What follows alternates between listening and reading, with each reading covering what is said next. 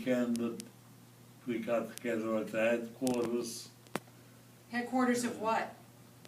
Of Yipsels? the Socialist Party of the United States. Was it the Yipsels? Yes. Oh, the Yipsels, we knew what the Yipsels were. Yeah, it was the Yipsels. And so you met her at the Yipsels? The Socialist Party. Yeah. We were a legal party, we were on the ballot. Yeah, my father, was on the Socialist Party. We were on the ballot. Yeah. You got to talk loud. So you met Adelaide at the. We used to get together every weekend. Yeah. What'd you think when you first saw her? Oh, what? Yes. You got to talk loud. Stupid the Russians. Forget it. He didn't have to see me, Yeah. What'd you think of when you first met Saul? nothing. Nothing. Okay.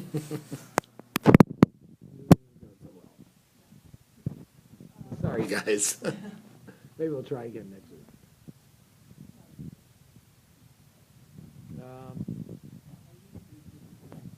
How about this, Dad? Do you remember when you were drafted? What happened when World War II started? What were your thoughts when World War II started? Did you want to volunteer, or I was working at Morgenthau. so what'd you think about when people were volunteering for the Army, Navy? You weren't interested? People weren't volunteering. Most people waited to be drafted. And that was fine with you? That was fine with me. How did you get in the Navy and not the Army? They asked me if I wanted the Army or the Navy. You had a choice. I had a choice, so I said I wanted the Army. So they said, you were in the Navy. What kind of choice was that? Whatever you picked, they gave you the opposite. That was the choice I had. But you chose the Army and they put you in the Navy. Yes. Really? That's what Dad said. Do you remember, Mom, when he was drafted? How come it took him so long to draft you? Because of your age? Wasn't so long. It was October, November, 44. Or 43. But the war started. 43, I guess. But the war started in December of 1941. It's 43. And then the rest of the year, I was in boot camp. Where were you in boot camp? Was it Georgia or something? Newport, Rhode Island. And did they make you climb walls and do all that stuff and yell at you? You learned to shoot a gun. The training wasn't that severe. Did you, when my father was in the Army, in Italy and North Africa, he told me that he felt some anti-Semitism when he was in the. He did? You gotta He did. talk He experienced, my father, loud.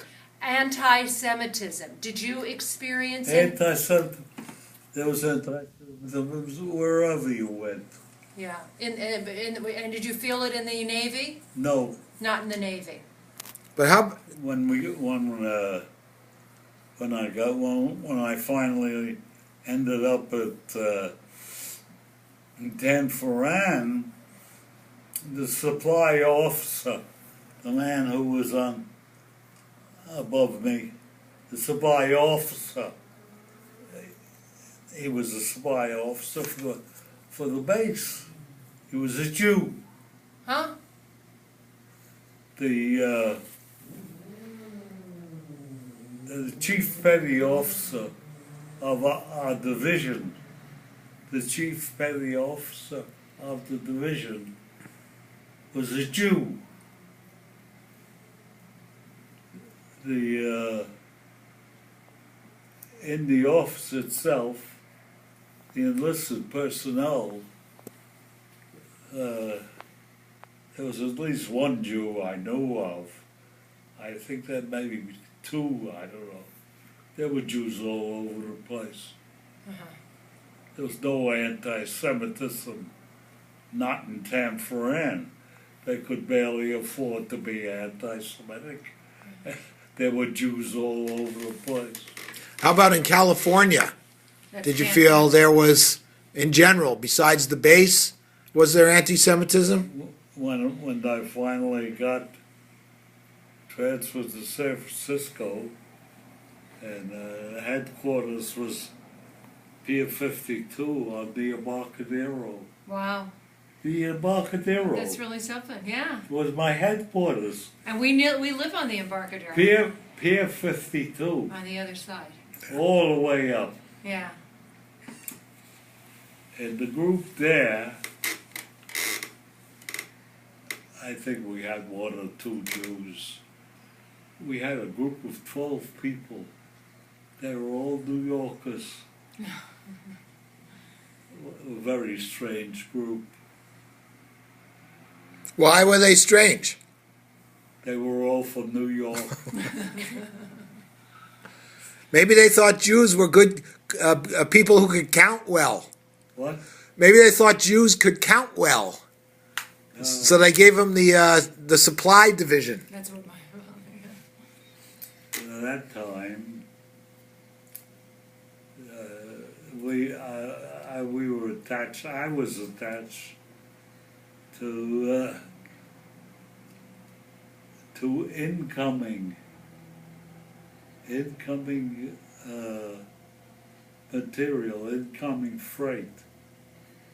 Incoming freight meant that it was freight coming from the South Pacific overseas, coming to San Francisco from bases which they decided they no longer needed. This was already 1944. 1944. And the war in the South Pacific had been going on for some time.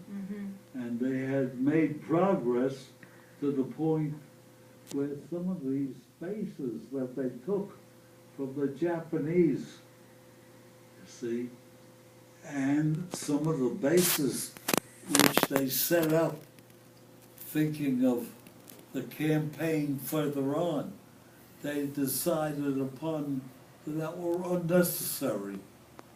They had already advanced to a point where they could say, well, we'll decommission certain areas, and they did that. They decommissioned bases which they had established a year prior, and they figured they no longer needed.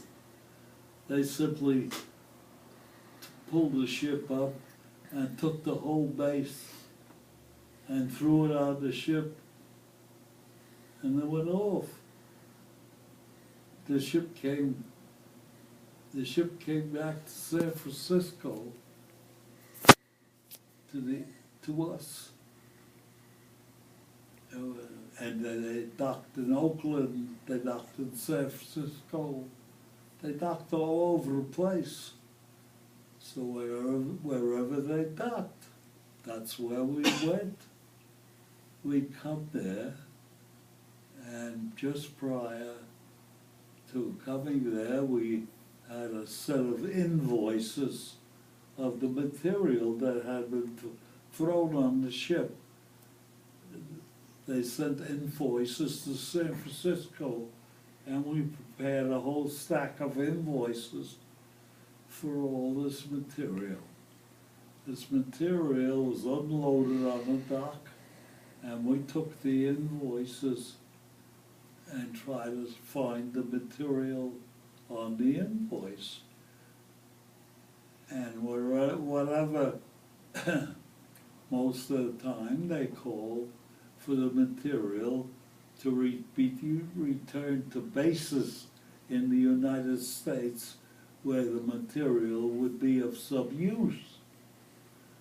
whatever kind of material. If it was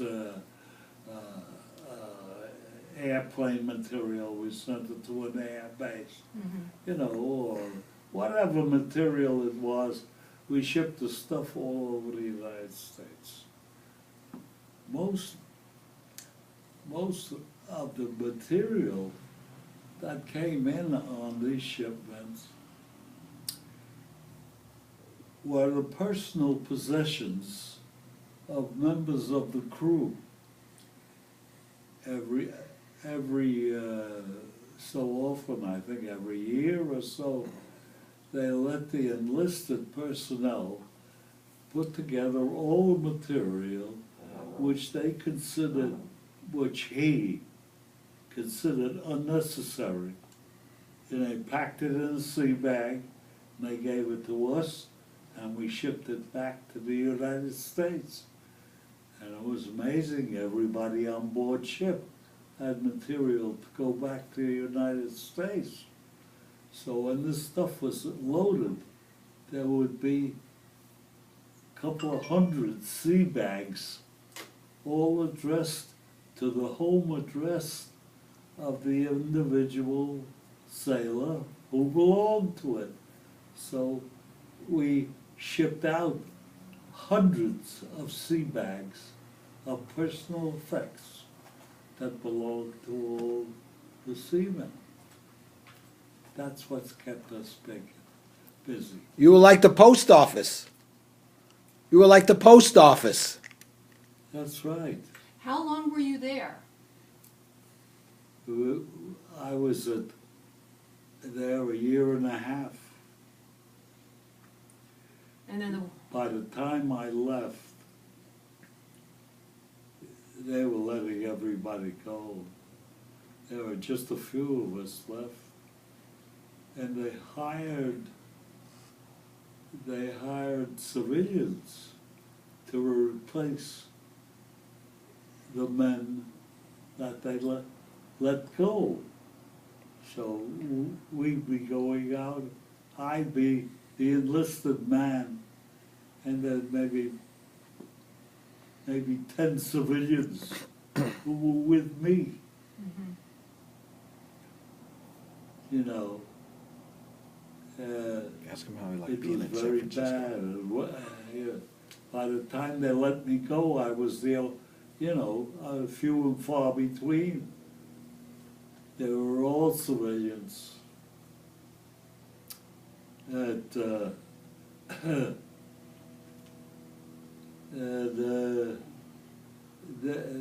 were, and by the time they let me go, they were shipping back tremendous amounts of stuff. At NSD, they unload the stuff and they fill a whole warehouse with material that they was just shipping back from South Pacific. Where did you live when you were in the San Francisco Bay Area with Mom? Well, Where did you live? we were living for a while. We lived in a housing project that the Navy built for Navy personnel. We had a beautiful apartment in this project, and we lived there for 6 months. In the Presidio? Beautiful apartment. But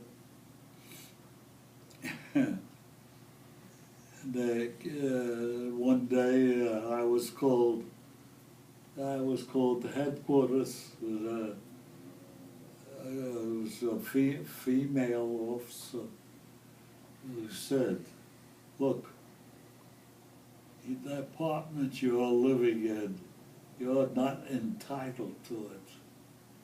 We have men who coming back from overseas, have been overseas and have served 3 years and have served in combat areas.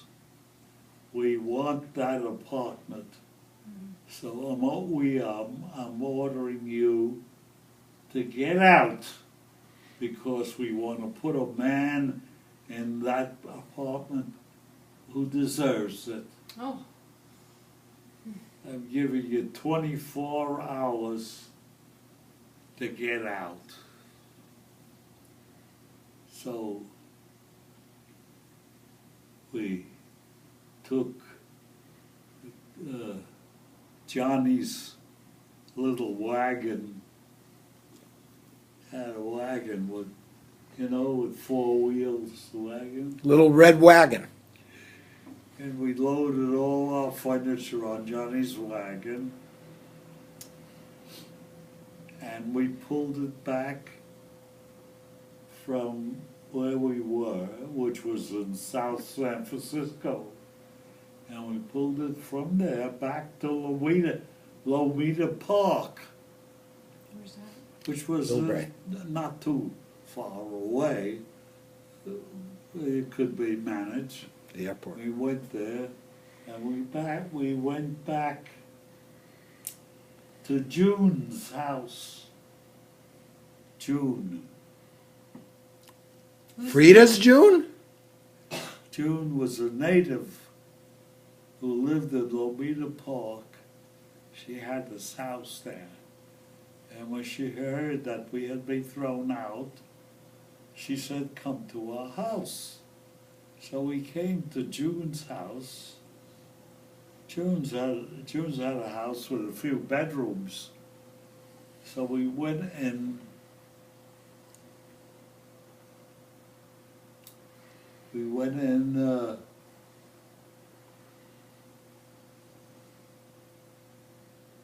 We went into one of the bedrooms in June's house, and then.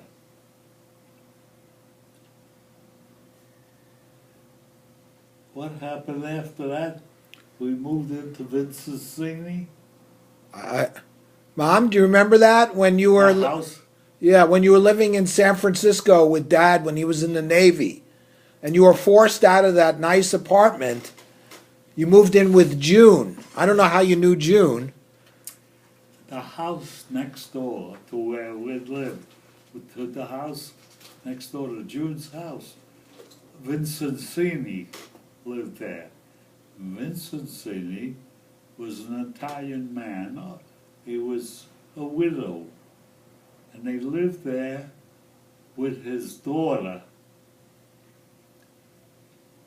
And we knew Vincenzini and we knew his daughter.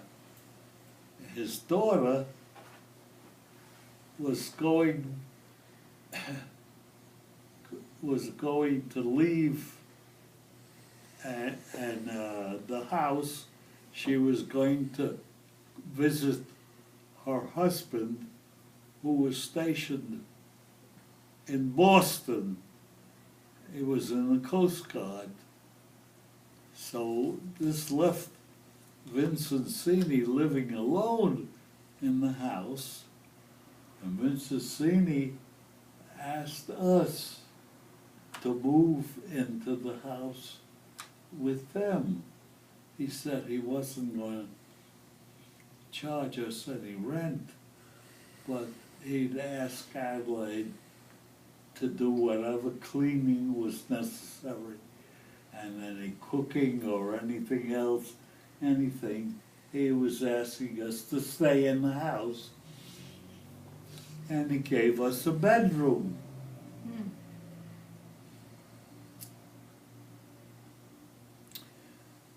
This was fine. I don't know how long we stayed there.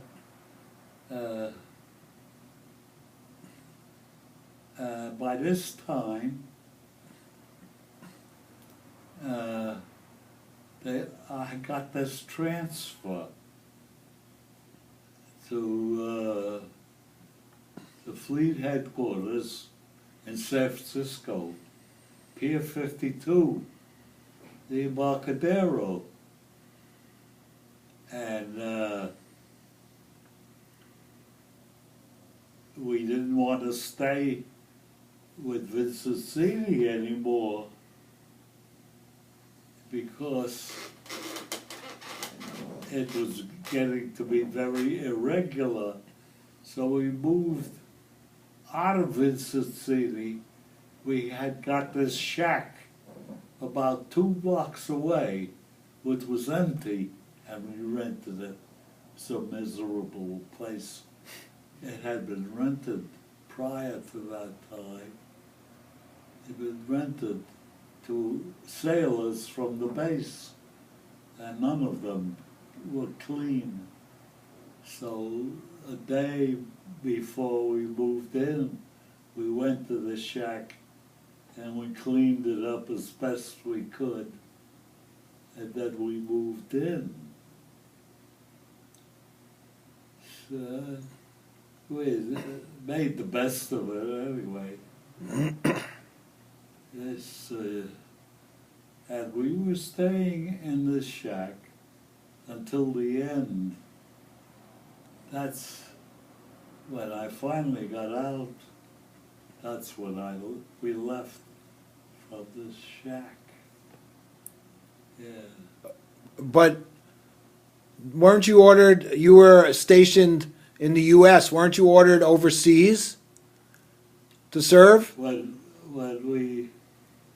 I showed up at Pier 52, they told me that I would have 3 years in. And the 3 years, they couldn't keep me any longer, because that's the maximum amount you can have short duty. Okay. So I stayed there a year and a half. And during the year and a half, that's what we were doing. Shipping out all this material that came in. You know, I remember walking down the dock in NSD Oakland with goods piled from the floor to the ceiling. And the officer said to me, "Jesus, look at all this stuff. This war should never have ended." You know? And we shipped all that stuff out. Anyway, that was it. Now, how about overseas? What happened? They called you in and said they can't keep you domestic anymore. I was just gonna see if maybe she, Miss Adelaide wanted to take a shower today. What does she want? Taking a shower, or turn off the video. Okay. What? Hold on.